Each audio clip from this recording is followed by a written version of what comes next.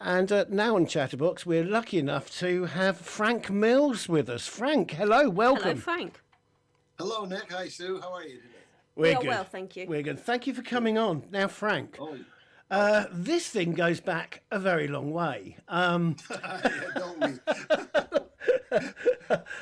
I've been aware of you for since the sort of early to mid 70s, but how did it all start for you? Was it a musical family for you, Frank?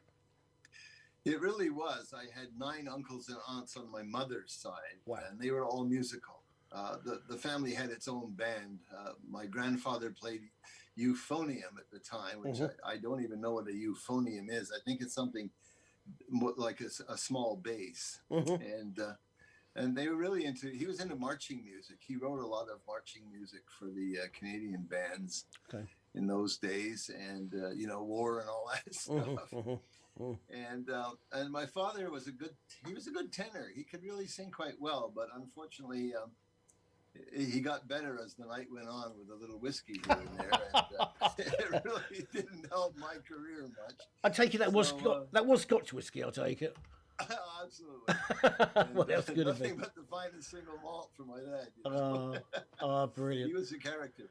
Anyway, that's where my musical stuff came from, and I came by it quite naturally. I was only 3 or 4 when I used to tinkle on the piano a little bit, because we had a little upright piano at the house. And ironically, I used to store all my favorite toys under the piano. That's what it was used for the first few years of my life.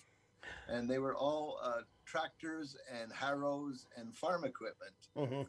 And today I'm happy to say the grand piano sits in the living room of the farm where I have tractors and farm equipment. So it's gone full circle, Nick. But it doesn't have a hoe if we opened it up, though, or anything. Pardon me? It doesn't have a hoe or any farmer's tools inside if we looked in it. No. Oh, absolutely. You've got everything here that you could need to run a farm. But not in the piano. That's good. It's my hobby. Yeah, well, eventually the piano took over, and I gave up on the farm thing. And but eventually ended up coming back to the wilds of Vermont, so to speak. It's about as wild as Cheshire, but other than that, it's fun. Okay, so I'm aware of you saying both your parents passed away when you were. They both passed away by the time you were 17, sadly. Correct. Now, had you already, by the age of 17, found out which route you were going to go down? Was it going to be piano? Were you going to be a composer? Or did you go down other sort of more menial type of jobs to start with? Oh, I had several menial type of jobs. Working through college, I was at university purposely in pre-medical studies for the first 3 years at McGill in Montreal. That didn't work out very well. But my dad, as I said originally, he was not very happy about me liking music too much. And I think it really bothered him when I came home one night from my first paid date, which happened to be a sock hop at the high school, the local high school. Okay. And I got paid $15 from playing the piano that night, which I thought was more fun than going to the sock hop itself. And when I told him I was making $15 a night playing the piano and only 25 cents a week to cut the grass at the house, he was not at all impressed. And he said, well, I don't think you should worry about music too much. He said, it's wonderful, but how are you going to pay for the bills? And so that sort of stuck in my head for the first 3 years of college. And then I realized between trigonometry and physics, I was not going to become a doctor. So I ended up marching off to join the Navy. And on the way to join the Navy, ran into an old friend from high school, Bill Walker. Had a great voice, played a mean trumpet, and came out of the music faculty at McGill. And he said, right down the stairs as I was walking to join the Navy. And he said, where are you going? I said, I'm going to join the Navy. I'm just being thrown out of school. And he said, oh, come on. You can't be that bad. And well, why don't you come in and take the test for admissions? And of course, I got 96% on that test, and they welcomed me into the music faculty, where I stayed in my right place for 2 years. After which I graduated, and still being haunted by my father's wishes, joined the Union Carbide Corporation, selling industrial gas for 2 years. Okay. And they called me the singing salesman. I don't know why, because I wasn't a singer. And I played the piano a lot, but that's what they called me. And then my boss called me in one day and said, you're a good salesman. And I said, oh, thank you. He said, if I were your age and I were I'd go into industrial real estate, which is something that I said to him, well, then in that case, I'll quit and go into real estate, which I did for 2 more years. Okay. So I was footloose and fancy free in odd jobs and weird things for 4 years. And finally made enough money, which is what I wanted to do. By being in real estate for 2 years, I made enough money to hold myself off for a year so that I could do nothing but write music, play the piano, and see if I could get a foothold in the music industry. Cool. And within 3 months, I was doing very well. I had that #1 hit with the Bells in 1971. Yes. And so it was a quick transfer for me from where I should not have been to where I should have been. And never looked back after 71. It was really a quick career, although there were the 4 years of the doldrums between that song Love Me, Love Me, Love in 1971, which went to #1 in Canada, number 40 in the States. And there was a long wait between that one and Music Box Dancer in the 4 years of 1978 when it was released in Canada. Sure, yeah. Now, I also see that around this time, I am cheating now looking at Wikipedia, of course, and you can feel right in correcting me, because I know you will, especially when I get to how Music Box Dancer came about, and I know I get it slightly wrong every time, but let's get there in a minute. I see that you worked around this time as a pianist on CBC television. Yes, ironically, it was a strike of good luck. After Love Me, Love Me, Love in 1971, that was my first personal hit. Ironically, and it caused me lots of trouble, Nick and Sue. I was torn between being a pianist and a composer of music. And this, of course, Love Me, Love Me, Love was a song which I sang in the office of the A&R director for Polygram Records in Montreal. And he said, I like the way you're singing that song. Let's record it. And so immediately overnight, I was cast as a singer, which is totally wrong for me. I had no intention of being a singer. And maybe in hindsight, I should have. Who knows? Because there are people with a lot worse voices than I have in the business. But it didn't go that way. And I went back to writing songs, and eventually Music Box Dancer was one of those. That was only 2 years after that I had Love Me, Love Me, Love. And I was, as a business guy and a man with a family of 5, my son and 2 daughters, and of course the dog, and my wife and I really decided that any job I could get to keep the family afloat would be good, because I think wisely invested some of the savings, or I did save some of that hit money from Love Me, Love Me, Love, and put it in the bank where I couldn't touch it. Okay. And it was a good decision, because it helped me through those last years just before Music Box came out. Sure. And so the rest is history in that regard, because it was those 4 years between 1974 when I completed Music Box Dancer, and when it was released then also, but did nothing. Yeah. How long did Music Box? How long was it in sort of being turned into the final thing that we know, the final piece that we know? I mean, did it take years, or did you just months, or how long did it take to the Music Box Dancer that I know? Well, I didn't realize it, but I was getting into that music. I guess you'd say music contract with the record company thing. Where you have to turn out so many albums in such a period of time. And I said to them, well, I'll turn out 1 a year for 3 years. That was the first contract I had with them. And that meant I had to write about 30 songs, because you had 10 songs on an album back in those days. So I set about doing that. And I would be writing 3 or 4 songs at one time. I refused to get writer's block. If I couldn't get going with one song, I would turn to another. Yeah. And that seemed to work well for me. I don't know why more people don't try it. More creative people tell me they get blocked quite often. And I never had that problem at all, and enjoyed writing songs. But I think in hindsight, it was just the fact that those 10 songs had to be recorded every year that got me writing sort of as a habit. And Music Box Dancer came out as a writing I guess 1973, I started to write Music Box Dancer. It was one of 10 or 11 songs. God help us, you never put 11 on an album back then, but I did because I told them I needed the extra 2 cents. And they agreed to it. So I think I was the first person in the world to have an album with 11 cuts on it. But that said, Music Box Dancing was just another song. I did know when I wrote the melody for the verse, if you can call it a verse, I wrote it in the fall of 1973. And it was part of a tunes or many tunes that I would record to give that second album after the vocal hit. It would be an instrumental album that I would give to Polydor Records in Montreal. That was number 2. So Music Box was, again, just another song. It was, the band did not like it when we recorded it. They thought it was just another song and get over with it. In fact, one hilarious thing that happened was that during the taping of that song, which was done on an 8-track studio, 8-track was the big thing back then. And I remember the only place in this little tiny studio that we could put the bass player to keep him quiet and separate on another track was in the washroom.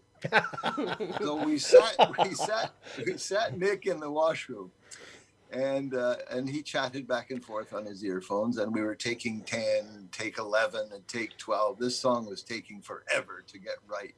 Why? It was probably because none of the musicians found it challenging. They found it boring. And I thought, well, okay. So we got to about take 15, and it was getting very testy and nervous, and it was getting tiresome, and everybody was getting sort of, it does get that way in the recording studio. There's a bit of tension all the time. And when we went for take number 16, or whether it was 18 or 20, I'm not sure, Nick flushed the toilet in the washroom and just put his microphone right in it and flushed the bathroom to wake us all up, which he did. This gurgling sound of roaring water came over the earphones of everyone waiting to start the song. And the hilarity was just immense, and we took the next take and it was done. That was in 1974. Pity you didn't just leave the toilet flush in somewhere. Well, I don't know. You don't have to put it in, but I think it's hilarious. No. I mentioned the song, your completed thing. It's a shame you didn't leave it on the album somewhere. Good idea. Oh dear, brilliant. It would be a bit sacrilegious in regards to what happened to the song, but anyway, yeah, I finished writing it in 74 in the spring. It's just a day like today, as a matter of fact, here in Vermont. Beautiful blue sky, hardly any snow on the ground anywhere. It looks like spring. It feels like spring, and it's supposed to hit about 15 degrees, which is crazy for this time of year. Very warm and lovely. And I finished the song in Montreal on one of these spring days in March. I remember it well, and the kids liked it so much. They were dancing around and sort of singing to it. And I thought, this is interesting. None of the musicians liked it. My kids like it. That's a great sign. And sure enough, the rest is history. That's great. Now, there is a version of it which I've stumbled across on YouTube. It's definitely you playing it. It's definitely your version. Right. But someone's put words to it. Now, you always had it as a tune, didn't you? You didn't actually write any words with it when you penned it, I don't believe, did you? No, I didn't, Nick. I had no intention of going back to vocal songs again for me to sing. I wrote various songs for other people, and especially the bells, too, that I'd been for a while. But no, it was not my intention to be anything other than an instrumentalist with the piano. Sure. And so, yeah, that was, I guess, my fate. So yeah, sure. No, that's 1974. Now 1978. One thing you asked me about lyrics. I was living in the Bahamas. I moved to the Bahamas after Music Box Dancer became a hit in the States, and that was partly a business decision because I was living in Canada at the time and had a little bit to do with taxes, as you probably guessed. But the long and the short of it was, I got a phone call one day, and I was quite impressed with. I had been following James Last's songs and things, and that was more my ilk. I was narrow casting. I wasn't interested in the rock band business. Sure. I was sort of trying to imitate James Last's feeling for piano, maybe. And I got a phone call one day from none other than Ray Conniff. Now, I don't know if you remember Ray Conniff, Very but much he so. told me he had written lyrics to Music Box and he wanted to record it. And I said, be my guest. Oh, gosh, I was just in awe because talking to Ray at the time was a real treat. And so he recorded a version of Music Box Dancing with Lyrics, which I don't know if it was ever played on the radio. I do not know what song you're referring to that you're hearing with lyrics now, because as far as I'm concerned, I haven't heard any myself. So. What it is, when I say lyrics, it's on YouTube, and it's definitely your version, you playing it, because that's unique. But someone's put lyrics that come up on the screen like a karaoke machine, but no one's actually singing them. It's just that somebody's put these words to it, and yeah, they sort of work okay, but there's parts of it where you really would struggle to sing that fast, the words they put in. There's nothing wrong with it. Right. But no, it's just somebody's put it on their YouTube channel. It's not, Oh, I see. So no, there's not an unknown version with words that's come out anyway. Don't worry about that. No, I'm not worried about it.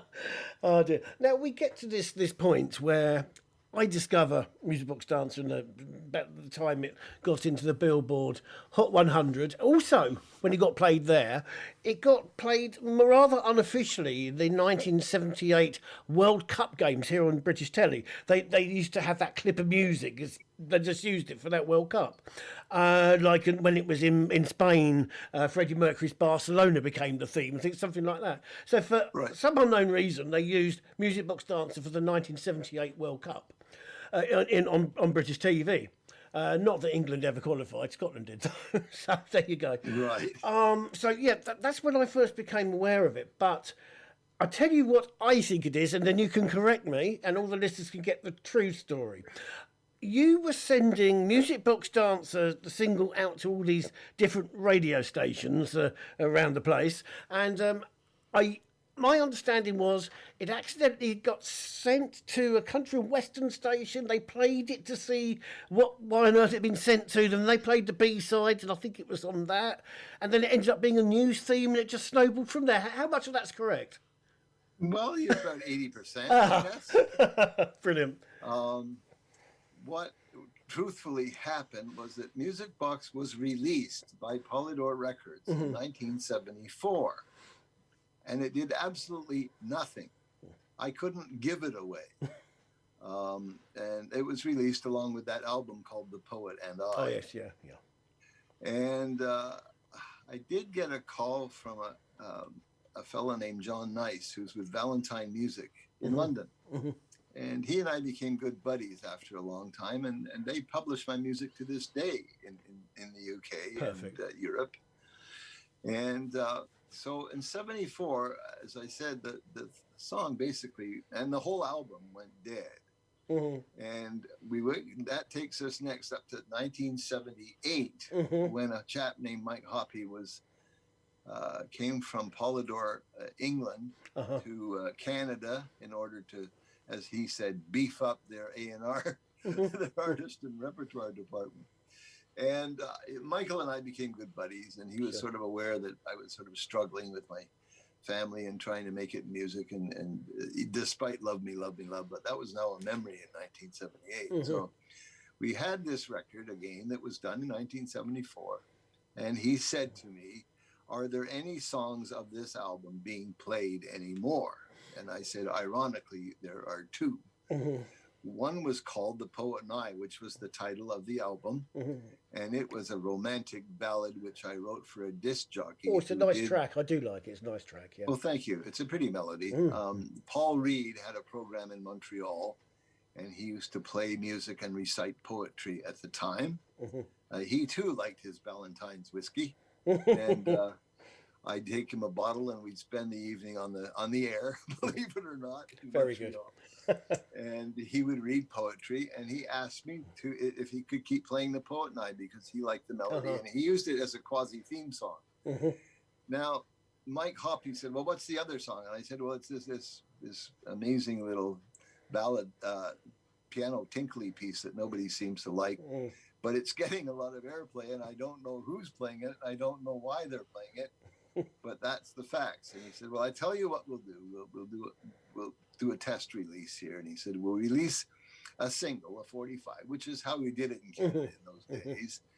And out of the 45s, it made it a lot easier than sending albums, which was expensive. They'd send a 45 to all the radio stations, regardless of whether they were easy listening or rock or whatever. I got you. Yeah. And the record went out with The Poet and I on the A side, and Music Box Dancer on the B side. And this is in the spring of 1978, probably sometime around May, I think. And it happened to go to radio station CFRA in Ottawa, Canada, which is the capital of Canada. And a fellow named Dave Watts and I had met when I was with the Bells, and we'd had a few pints together, and he was a nice chap. We still correspond to this day. We still see each other once a year, maybe once or twice every couple of years. And David said to me, he phoned me, and he said he had got this promo single from Polydor, and the A side was a song called The Poet and I, and he said, I'm sorry, man, this is a rock station. I cannot play that tune.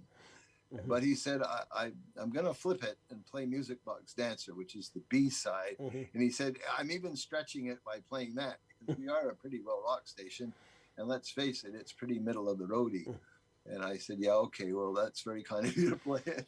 And he phoned me about 2 hours later, and he said, I've got something. Are you sitting down? And I said, no, why? And he said, well, sit down, because it's taken me an hour and a half to find a phone line out of this radio station since I played Music Box Dancer. Wow. I said, you've got to be kidding. And he said, no, if you can get me some singles up here in the next day or two, I will chart it at number 30 with a bullet, which is where it started. That's the story of Music Box Dancer. If Dave hadn't played it, it never would have happened. Wow.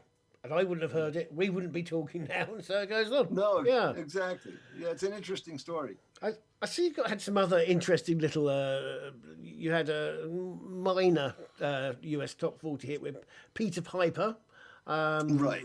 Number 48, a much smaller hit. But there's one going back a little way, which I didn't even know about. You did a cover, I'm sure it's the same, tinkling away in your style, but Ricky Nelson's Poor Little Fool, made number 25 in Canada. Now that's an interesting thing. After my great vocal hit of Love Me, Love Me, Love in 1971, I, of course, was a singer now. Forget the piano, Frank. You're a singer. You're a pop star. Right, said I. And the next thing I knew, that A&R director, whose name happened to be Frank Gould, I'll never forget it. He was a nice little guy, sort of a cherub-type fellow, very jovial and lots of fun and loved music. And he said, I've got a hunch. He said, we need a follow-up to that Love Me, Love Me, Love hit. And it did go to number 1 in Canada. They played the living daylights out of it because, of course, Canada had these song play laws that they had to have so much Canadian content. That didn't hurt. So between that and Love Me, Love Me, Love, he said, we have to have a follow-up to this. It's such a great hit. And he said, I've got the feeling it's time again for that lovely old Ricky Nelson song, Poor Little Fool. And I said, whatever. So I went in the studio and recorded Poor Little Fool along on a vocal album. And Poor Little Fool did well. It got a lot of airplay. It made Sheila Shelley a lot of money. She was the composer. She phoned me actually one day and said, I can't thank you enough for recording that song. It's made me a small fortune. I said, well, you're very welcome. It made me one too. Wow. And so that was that's the story about Poor Little Fool. It was the end of an album which I had really been coerced into doing, a vocal album. And with little fanfare, it did not do well. The singles sold quite a few copies. But you're very astute in knowing about that song, because I thought it more or less been buried, but it's still around. It's still around. Do at least one airplay on Chatterbox, yeah. Now, I don't know if you're aware also, Frank, that back in the days of the 70s and into the 80s, unless you lived in a region where you're on the cusp of two different ITV local companies, you would only have three TV stations here, right into the 80s it was. Now, Right. and two of those would shut in the afternoons anyway. And you used to have Right. the test card, a picture of a girl doing noughts and crosses with some sort of cuddly toy. And she's the most viewed face on British TV. And I think the next viewed one is the Queen or somebody. And she would have to be on non-stop for 20-something years to beat the test card girl. And she's still on sometimes now on the digital channels, BBC Four, BBC Three, the Freeview channels, and Right. now what it literally is just a test card, and let's just having a look here. It even says it on Wikipedia. Actually, is that yes, some of your tunes are actually being used on the test card. Ah, Bit good. of background music, so there you go. That's another one. The I see. tracks including From a Sidewalk Cafe. Yeah, that's one of them they play. Yeah, so there you go. That's another one. Well, probably they come by it honestly because, as I said, John Nice, who is Valentine Music in the UK, Oh, yeah.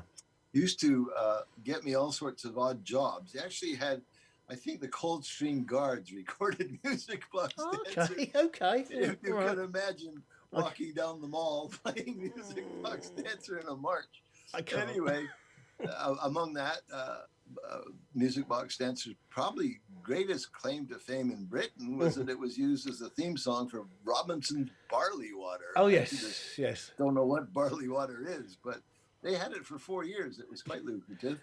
Yeah, And John got that one for me also. yeah, but He would phone me one day and he'd say, "Oh, I got this crazy guy who wants to record your music box dancer on the tuba. How about that?" Okay, whatever. And it was hilarious. But he was a great publisher. He got a lot of work from me. if you really want to know what barley water is, we could always send you some. We don't mind. But what it basically is, it is like a squash cordial sort of thing that you mix with water at home. And but the barley water, it actually does have part barley mix, so it's very, very cloudy. It's supposed to help your tummy and all sorts of weird things, but it's not an see. unpleasant taste, but it is just like a lemon cordial, an orange cordial, any of those, but they just mix it with barley as well.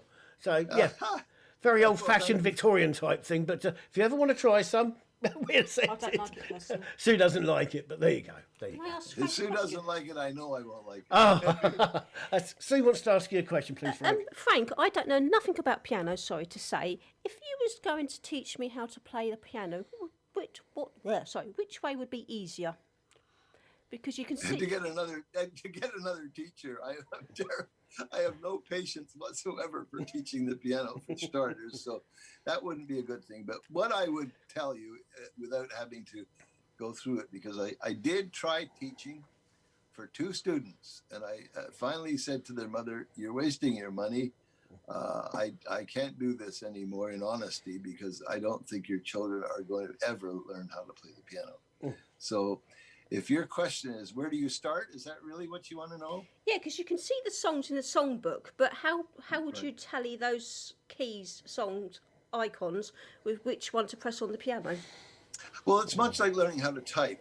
There is an icon, as you very accurately said. The nice thing about the piano keyboard is that there's really only 8 keys in an octave, and the sharps and flats. So it's not even as complicated as the alphabet, which I think has 26 letters in it.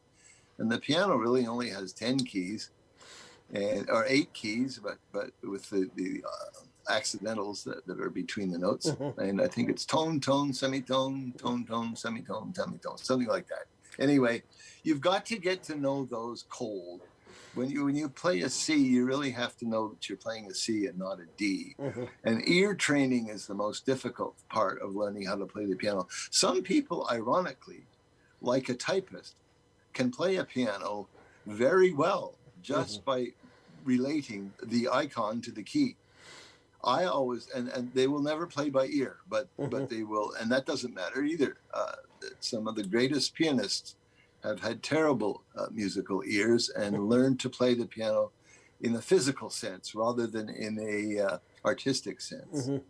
I hope I'm making myself clear. Very much so. You have. I've got another question for you regarding the piano. What are the 2 pedals are on the bottom of the piano for? Well, some pianos have three. Oh, I didn't know that. Yeah. When you get into the older pianos, the old fancy ones that the big piano players in America the piano companies in America used to make. There's a damper pedal. It's a damper which quietens down the sound of the music. There is the sustain pedal, which is the one I live on. People often wonder. They say, "Oh, Frank's piano sounds like it's a big instrument," and the secret to me is that I press the sustain pedal, which means that the keys are no longer dampened. They're sustained. They open up in the ring until they die out, or until you take your foot off the sustain pedal. So I press the sustain pedal just about every time I change chords. And that means that those keys that I've been playing, and this is the secret to Music Box Dancer, is sustaining and changing with the change of chords, because the song rings, it sings. That's what makes it sing. You've got this amazing number of notes that are not being played one by one. They're being played and sustained until the next change of key. So I hope I'm not too far ahead of you in that conversation. No, follow that. No, thank you for answering the questions. Follow that very well, and I'm glad that Sue asked you, because if anyone ever asked me, even live on air, I wouldn't hesitate to say, right, well, the pianos with two pedals, they're automatics, and the one with three are manuals. I knew you was going to say that. I don't recall what the third one's for. Very good. I don't think I ever played the piano with one that had three, but they did have three pedals at times. And there were times they didn't have any years ago, and you'd end up sounding much like a harpsichord. So, it's a matter of choice, I guess. Splendid. But I think one of the secrets to I probably very few professional songwriter pianists have used the pedal as much as I did. Okay, no, great. I didn't even know you got any with three pedals. So fantastic. I've been educated. I didn't know that either. I also see, Frank, and it's something to be very proud of here. Music Box Dancer again, though, it has been heard in an episode of The Simpsons. Oh yes. And in the Kill Bill movies. Yes, and then I saw another one yesterday, which I remember. It's Cloudy with Meatballs. What a strange name for a movie. Yeah, but I've not heard of it. Okay. Yeah, that's a big American hit. It's a cartoon type mix of film, and it's been in 8 major films. So I'm proud of that. Yeah, absolutely. And I'll never forget when I got my nomination for a Grammy for Music Box Dancer. There I was sitting with Henry Mancini on one side and Herb Alpert on the other. And I thought, boy, Millsy, you've come a long way, boy. Good. That's brilliant. Now, Frank, we get ourselves into the mid-80s, we say, and you tried out some sort of newish things, I guess, perhaps tried newer or more modern direction. Now, there's two songs that you're particularly proud of, and you got me to listen to them. Yeah, they're very, very great. And tell us about them, and why have you particularly selected those 2 songs? Because the album, Nick, was really a different one. It was an eye-opener in Canada in particular. There were only 3 or 4 of us piano playing people on the pops. And Haygood Hardy was a friend of mine. He was another piano playing composer in Canada at the time I was. And a French fellow named André Gagnon, who wrote some really pretty music. He had a lot of Debussy in him, and the guy could write. And I don't remember the other ones, but there were really us 3 dominated the Canadian music scene as far as piano compositions go. So that's what I think is really behind a lot of the way the airplane went for being a composer. Sure. And I've lost my train of thought here. Where did you want to go with that? Well, basically, the 2 tracks that you'd like me to play, I was hoping that you'd mention one of them, and then I could just sort of sneak it in when you were talking about it. That's all. You can edit this. Oh, yeah. I Yeah, it's fine. I can do So in 1985, I was due for another. At that time, I was Capitol Records in Canada, which is EMI, and they were big in Canada. And I changed labels from Polydor to EMI, which I don't know whether it was a good move or not in hindsight. Polydor were always a bit more of the James Lasty type of music, and EMI was a dead rock company. So. Somewhere Millsy's in the middle there, I guess, or even closer to the more middle of the road. But in any event, it was 1985. I had another album due, and I said to the record company, "You guys keep badgering me for another hit." And I said, "This is not proving to be as simple as it sounds." And this, of course, is 5 or 6 years after Music Box. And I said, I think this new age thing is going to take over. And I'd like to do a new age album. And they said, okay. So I thought that was a bit courageous of them. They were looking for a new way to promote me because I hadn't had any major hits like Music Box for 5 years. Sure. As you said, Peter Piper was really the last one.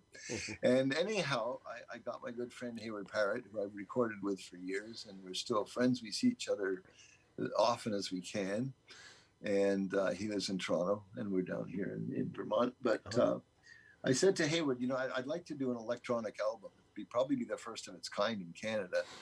And he said, yeah, man, let's do it. So the next thing I knew, we had a Fairlight Series 3 computerized synthesizer sitting in the studio backyard. It was in a trailer 40 feet long. Well, okay. And this thing was patched into the big board, a Neve board in the studio I recorded with in Toronto at the time. And there only 4 of us made that album together. There was Hayward, who was the recording engineer. There was a computer programmer whose name escapes me. And there was the arranger, Mickey Irby, and myself. Sure. And we recorded that album in a week. We had more fun doing it.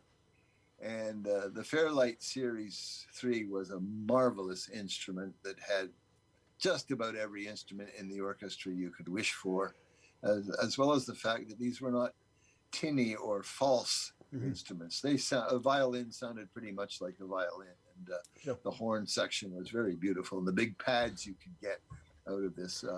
And so the 2 songs that really came out of that album that stuck with me was the one that they promoted as a hit. It did very well. It was called Heart of the City, I think. Cool. And it did very well in Canada. It's a sort of a jazz type piece. And they did a wonderful video. Those were the days when video had finally made it big time. And it was expensive to do these videos, but to their credit, they did it. And we had a relative success about it. And the next song that they released as a follow-up to that was called Shadows of the Dancer. And it was basically Music Box Dancer Take 2 for the electronic piano, the synthesized piano. Okay. Unfortunately, with that album, which I'm very proud of, it did go platinum eventually in Canada. But unfortunately, that album did not really attract the audience that we were trying to attract, which was upper demographic, middle of the road. Sure. That album started to catch on by young people. And particularly when it got released in the States, a funny thing happened. I was there was an annual boat race in the Bahamas where I was living at the time. This would be about 1986 or 7. And there were a bunch of large yachts parked around my small boat when we were waiting for the races that were around Nassau, the motorboat races that are held every year. And it's quite a big event in the Bahamas, and there's some fantastic boats there that are very speedy and fast. And I was just swimming around prior to the race when I heard none other than Shadows of the Dancer being played on one of these big yachts. Oh, very good. Very good. And I swam over to this yacht just because I was curious. I thought, this is amazing. Here we are in the Bahamas, and these people are playing my music, and I'm paddling around listening to it. It was really funny. Or even better, And with you clinging onto the side of their boat. well, just I wasn't that nervy, but I think some young lass came out and stood on the back, and she said hello, and I said hi, how are you? And she said, oh, what are you doing? I said, I'm just coming over to see if the drinks are any better on this boat than they are on mine. And she said, well, that's fun. I said, by the way, what music are you playing there? It's kind of keen. And she said, oh, that's Frank Mills with the Shadows of the Dancer off the Transitions album. I said, you've got to be kidding. And she said, no, by the way, who are you? And I said, I'm Frank Mills. Well, I thought she was going to fall off the boat. You did not believe it. I had to do an awful lot of stunts to persuade her that I was actually Frank Mills. Anyway, when she added up the story and seeing me, she said, I guess it makes sense. It says here you're a composer and you live in the Bahamas. So Very, here we are. very, very good. I like that one, Frank. Very good. Yeah. And I never saw them again. Well, hopefully they're still playing that to this day. Well, it was. They said that it was a sort of a mini hit in San Francisco. Mm-hmm. I was very surprised, and I notified the record company, and I said, "You guys ought to get your act together and start promoting this thing because I've heard and heard myself that it's a pretty big hit in San Francisco. Some radio station, KBAY, K-Bay, on the bay there. I think it was being played by them, but unfortunately, it never caught on nationally. I still think it's a good tune. I still think it's a real follow-up to Music Box, but the only way I could play it was through the computer because it gets really dicey at one point. Sure. Fast movement. That I could never trust to recording without the computer. If you say it gets dicey and fast, that's got to be well fast, I'll tell you. Definitely. I see here, Frank, that there is, and I've missed this last time we had a chat. Congratulations indeed for being, where are we now, the musician and instrumentalist of the year of 1980. And one of those, I think, instrumentalist artist of the year, you won again in 81. So congratulations for those 3 awards. Yeah, they're called Juno Awards. They're sort of the Canadian version of a Grammy. I got you. And yeah, I was honored to certainly get the composer of the year. It was all very late. I mean, I didn't get the one for composer until a year after Music Box had sort of disappeared in Canada, which was in 79. And I got the award in 80. But yeah, they're nice awards. They're about as far as you can go in Canadian music, I guess. That's pretty good. That's pretty good. Sue, do you have any questions for Frank? No, I haven't. Cool. Frank, it's been an absolute pleasure yet again. I know you've taken your... you are retired, but I know you still do these interviews from time to time, and you still have music out. I think you've had something out in the UK on Cherry Red Records. But the problem we have in the UK, am I right in saying it's only been 3 CDs you had released here, 3 albums still? I think so. It's a problem. It's hard to get done. And I used to know a chap named Terry. I think his name was Terry Woden. Oh, yes, yeah, he passed away, but yeah. Yeah, and he was on BBC Two. But he was a very great promoter of my music for so long, and he seemed to enjoy it. And I spoke with him on several occasions. And again, he was very kind. But the music industry has changed so much, and I don't know whether there's much space anymore for independent guys like myself. You know, it's gone to mega hits. Well, but then again, all it takes is another advertisement. I mean, some of those Robinsons music they've used in those Robinsons ads have actually made the charts. So it only takes the right advert, or it goes into the cinema adverts and something like that. It's still quite possible. It is still quite possible.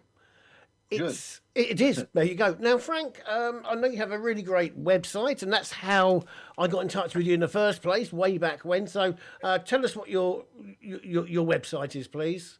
How people can find you. Well, frankmills.com will lead you to just about everything I've done. There's a history there. It's the main website. They do sell my CDs there. They tend to be easier to get through a company called CD Baby, who markets my music in the States and worldwide, and they continue to sell a lot of CDs. So that CD Baby is really, if you're interested in any of my CDs, is probably the place to get them. Sure. As far as Rockland's Talent goes, that's my agency, and they look after my website in sense of of taking orders and distributing a lot of my sheet music too. So they're an open book. If it's just frankmills.com. Yeah, nice and easy. Nice and easy, You can pick me up there. And while we got that, Facebook group and pages, I seem to remember you telling me there is Facebook groups and pages, but it's not actually done directly by you. Is that correct? That is correct. Yeah, I chose not to get too involved with it. The farm keeps me busy. No, sure, I have no doubt it does.